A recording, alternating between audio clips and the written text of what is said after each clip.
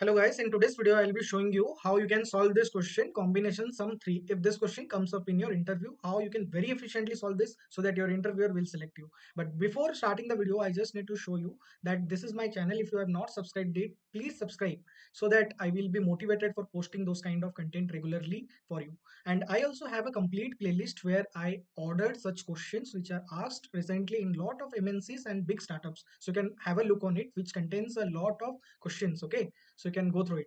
If you have any doubt, you can write in the comment. I will surely reply. Let's start the video without wasting any time. Let me explain what does this question says in simple words which you can easily understand. So here the question says is it will give you k and n. N here is the target. If you have seen my previous videos, here the parameter name only changed from target to n. You have to return those pairs which have sum of n. Okay, that you have to return, and that pair should have length of 3. Total number of elements present in the answer or that pair should be k number of elements, okay, that you should handle.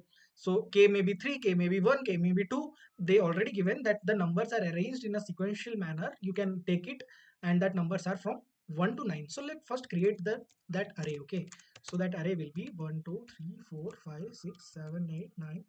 Okay, so this is the array. Then what we will be doing, we will be having our answer array where we will be storing the answer, and at last we will be returning it.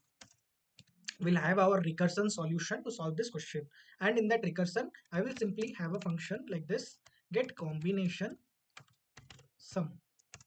Okay, get combination sum pair.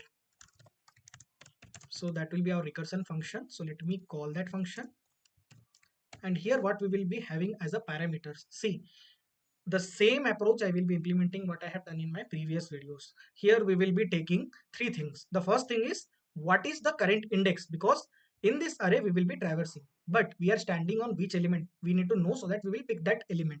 And when that index reaches here, means at the end we should exit. Okay, at the time we should exit from the recursion.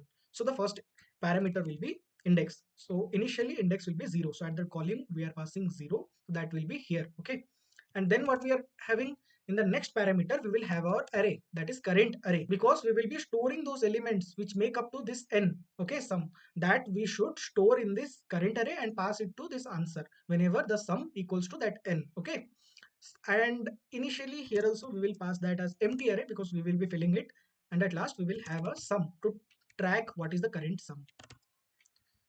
And at the starting, as you know, in recursion we have to write the base cases, or the case when we will exit from the recursion. The first case is when our sum is equals to n and our current dot length is equals to k, because these two things we should check. Our sum should be equal and our length of the array should be equal to k.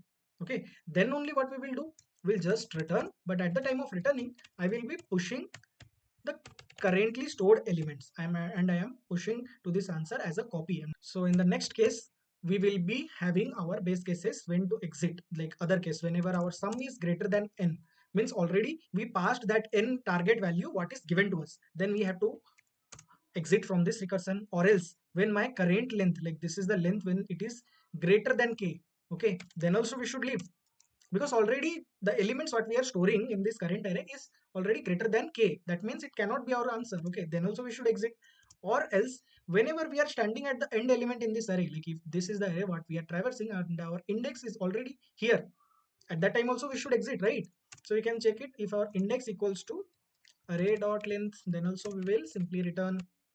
These are the cases which will handle our recursive functions. Then we will have our recursive functions here. That will be simple pick case and not pick case. If you have seen my first video when I solved combination sum 1, it is same kind of a question. Here array is given to you, and one more thing, that here you have to use one more thing, that is k. There k was not there, and pick and non pick is like same. We will be picking that element.